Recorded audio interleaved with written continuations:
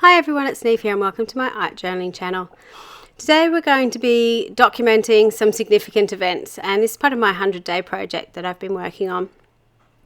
So the start of this page was really that I got some of the new Dylusions paints and I just wanted to use them in my journal just to see how they're going.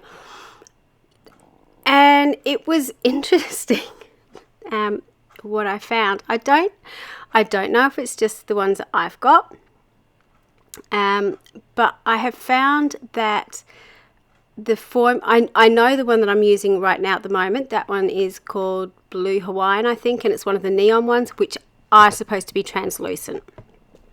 Don't have a problem with that. But I've noticed the other colours that I was using on the page were much more translucent. It was really hard to get a really good coverage with them like I used to do with the old Dylusions paints. So I don't know if it's a new formula because it's in a different bottle, or I hadn't shaken them enough, but I was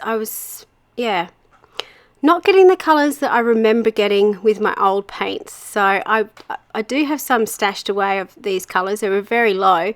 It would be interesting to compare them, and it's probably because the old ones had dried out a little bit, so they're a bit more intense or are permanent probably.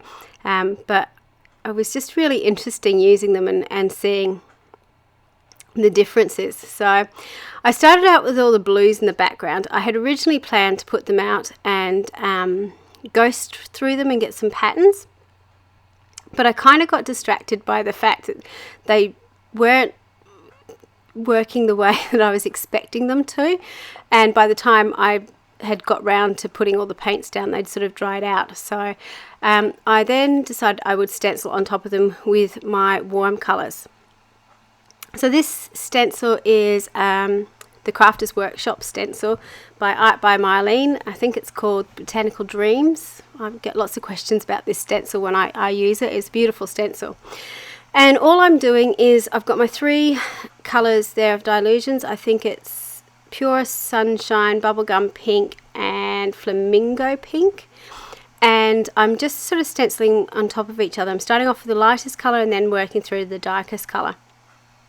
And I didn't change my sponge as I was doing that. I just kept stenciling. So you get that sort of mottled effect. Now the great thing about the Dylusions paints, if you have used them before, is they dry really, really quickly. So it really does, you know, it's quite quick to work with. When I pulled off the stencil, I didn't stencil it beautifully, I have to say, and some of the bits had bled through.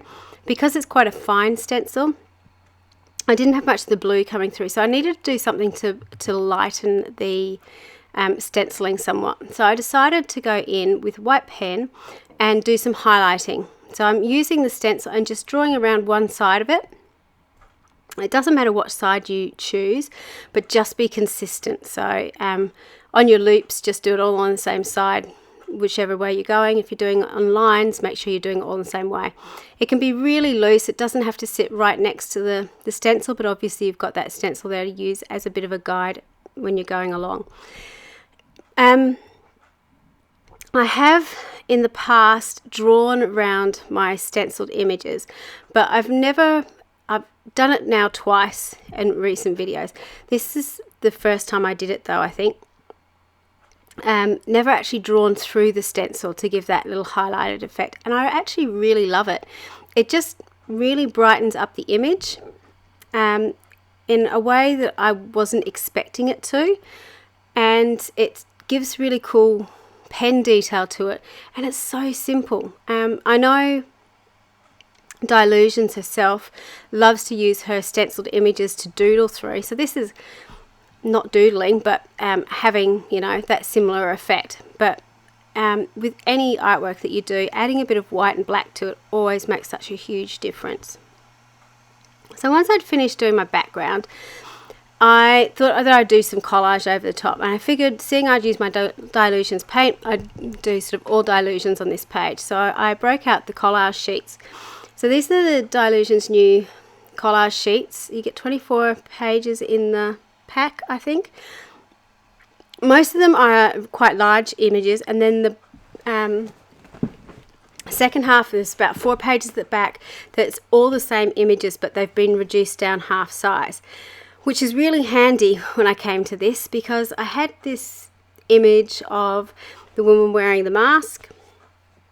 I'm sure you can kind of think about where my head was when I was doing this, and it just wasn't, the proportion just wasn't working in my little book. So this is the Little Dilutions journal. I think it's 5.5 by 8, and it just wasn't quite working.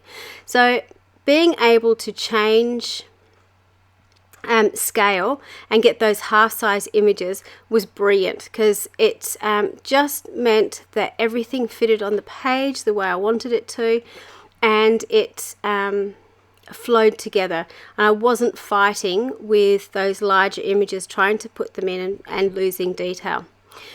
So once I'd found my head and my body and my legs, I was pretty happy with how it was going.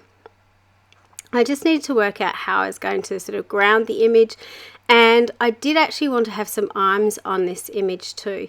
Now I found in some of the collage pieces that she's got this sort of rounded shapes that you can use as bodies, but there's also some little squares that have got sayings in them or quotes in them that she's found, and there was one talking about today and the future, which I quite liked. So I decided that I would actually cut that up and use that as her arms. Now when I'm gluing things like this down, I'm using the Gina K Connect glue. Any glue will work, a glue stick would be fine. It is a good idea though to work out how you're going to have everything stuck down. The Gina K Connect glue is fabulous. It glues really well, but it also glues down really, really quickly. So if, for example, you forget to stick the arms underneath, you have to be really quick and pull them up before everything actually glues down. Once I'd done all this, I actually realized that I'd put my feet underneath the piece of land that I put in, that torn piece of paper, rather than on top of. So when I went to peel it away, it actually had glued down. I tore the paper, so I had to just draw them in on top, which is the benefits of having paint pens that you can continue to add things to. So once I had everything glued down, I always like to outline my collage figures with my Stabilo oil pencil and just water activate the edge. So this just gives you a soft black line which acts as sort of a shadow and pushes your collage figure out from the edge of your page, and it makes it pop out from the background. You could use a black marker to do this, but that might be a bit stark. A warm grey alcohol marker would actually be quite good to do that as well. I've done that in the past. If you've got a Stabilo oil pencil or a water-soluble crayon, that might work too. Just be aware with the collage paper though that's been used on the collage sheets, because they are matte, so they're not sealed, and they can seep up some of the ink or the water from your Stabilo oil pencil and stain it somewhat. So just be careful as you're going around it. The last thing I wanted to put down on the page is stay home, save lives, because obviously it's a message we're all getting a lot at the moment. I thought it fitted really well with that woman with the gas mask. And, it's important to document these times, good or bad. It's a world-changing event. So, it's something that's been certainly on my mind, I'm sure on most people's mind. So having a document of it in my journal is important to me. So once I've finished doing my fonts, I'm then just going in with a white paint pen and adding some extra detail. And that's pretty much it. It was a fairly simple page, and it started out with me using or swatching out my new paints to see what they did, and it ended up sort of coming into, becoming a piece to work on what was bothering me at the time. So this is a close-up of the final piece. You can see the Dilutions paints are slightly glossier than the the Dina Wakley paints. So if you're looking for a slightly glossier finish, the Dilution paints are the way to go. Thank you so much for watching. Until next time, bye for now.